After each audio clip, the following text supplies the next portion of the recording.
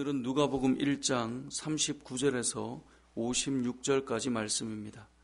본문 말씀은 엘리사벳과 마리아의 만남의 모습을 보여주고 있습니다. 그런데 성경을 읽다 보면 이게 뭐지? 라고 하는 생각이 드는 부분이 있는데 오늘 본문도 좀 그런 부분 중에 하나입니다.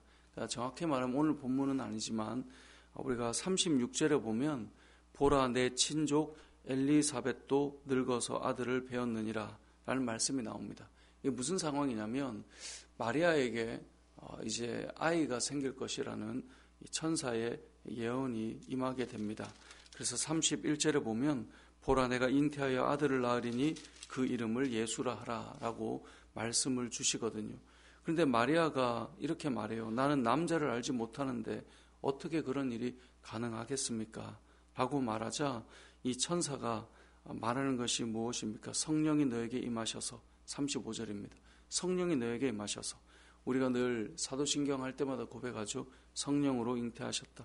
성령이 너에게 임하시고 지극히 높으신 이의 능력이 하나님의 능력이 너를 덮어서 하나님의 아들이 너에게서 태어나게 될 것이다 라고 명확하게 말씀해 주시면서 36절에 보면 너의 친족 엘리사벳도 늙어서 아들을 배었다는 거예요. 원래 임신할 수 있는 나이가 아닌데 아이를 가지게 되었다. 이것은 무엇을 말해주는 것입니까?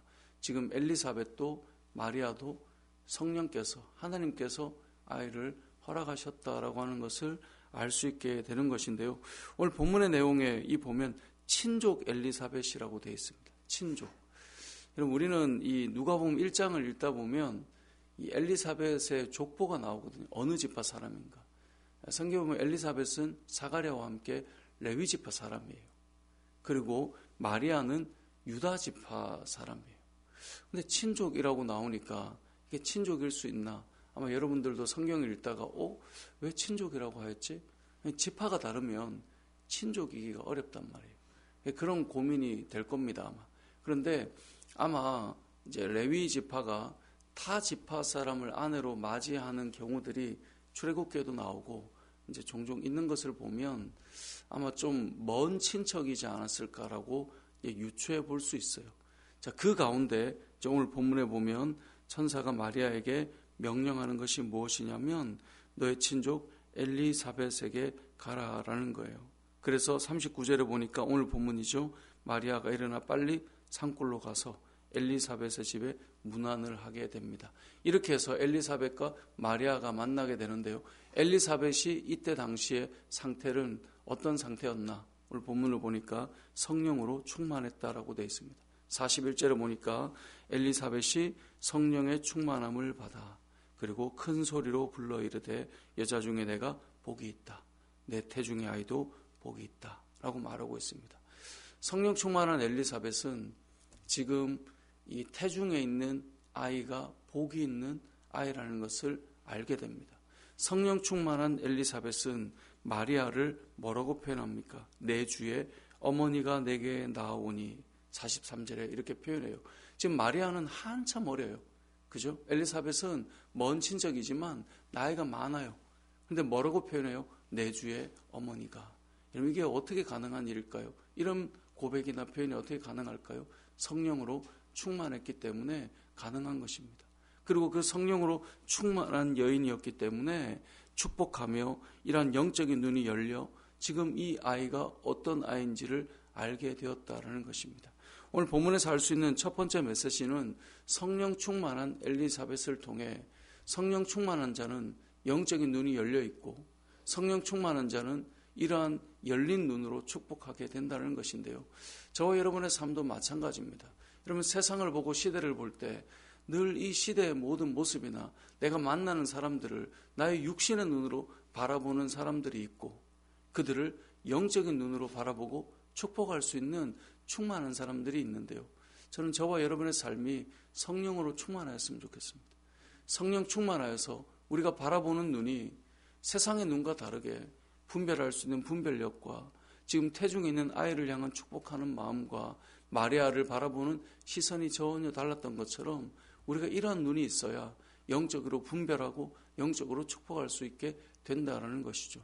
또 한 가지 오늘 본문에 등장하는 마리아는 엘리사벳은 성령 충만한 여인으로 등장한다면 마리아는 찬양하는 여인으로 등장해요.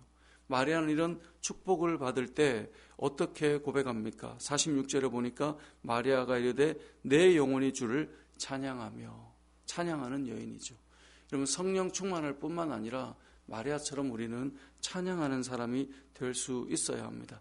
이러한 찬양이 우리에게 이루어질 때 이 찬양의 내용이, 마리아의 찬양의 내용이 무엇인가를 좀 생각해 볼 필요가 있는데요. 이 찬양의 내용은 이것입니다. 나같이 비천한 자를 돌보셨다. 그게 48절이죠. 그의 여종의 비천함을 돌보셨음이라. 보라, 이제 후로는 만세의 날을 복이 있다 일컬으리로다. 여러분, 우리의 찬양의 고백을 잘 보면요, 비천한 나를 부르셔서 나를 높이고 세워주신 그 은혜를 고백하는 것, 그것이 찬양입니다. 여러분, 우리가 하나님을 찬양한다, 이건 뭡니까? 나 같은 사람을 하나님께서 부르셔서 하나님의 놀라운 은혜와 그 세우시는 은혜를 경험하게 되었다. 이게 찬양의 내용이고 고백인 것입니다. 여러분, 우리가 언제 하나님을 깊이 진정으로 찬양할 수 있습니까? 우리가 언제 하나님을 진정으로 기뻐하고 감사하고 찬양할 수 있습니까? 나 자신을 구원하신 그 은혜가 얼마나 큰지를 깨달을 때 가능해요. 예배 드릴 때도요, 늘 감격이 있는 사람, 눈물이 있는 사람, 은혜를 고백하는 사람, 그들의 마음의 특징이 있어요. 나 같은 사람을 하나님이 부르셨구나. 나 같은 죄인을 하나님께서 살리셨구나. 세상에 있는 무엇으로 말할 수 없는 하나님의 구원의 은혜가 나 같은 자에게 임하였구나. 그럼 그것이 있을 때 진정한 찬양이 시작돼요. 예를 들어 내가 나 정도 되는 사람인데, 나만큼 높은 사람인데, 나만큼 괜찮은 사람인데로 출발한다면 하나님의 은혜와 구원이 크게 감격으로, 찬양으로 작용할 수 없을 거예요. 이건 하나님 앞에서 우리가 어떤 자냐라고 하는 것을 인식할 때 진정한 찬양이 이루어지는 것입니다. 우리가 얼마나 죄인이며 하나님을 만나지 않았다면 우리의 가정이 어땠을 것이며, 내가 주님을 알지 못했다면 나의 인생은 어땠을까? 그러면 세상의 무엇으로도 나의 이런 영혼의 만족을 어떻게 채워줄 수 있었을까? 이것을 깨달을 때 우리에게 진정한 찬양이 이루어질 수 있다는 것이죠.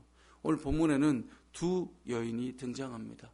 한 사람은 성령 충만한 여인이고요, 한 사람은 찬양하는 여인입니다.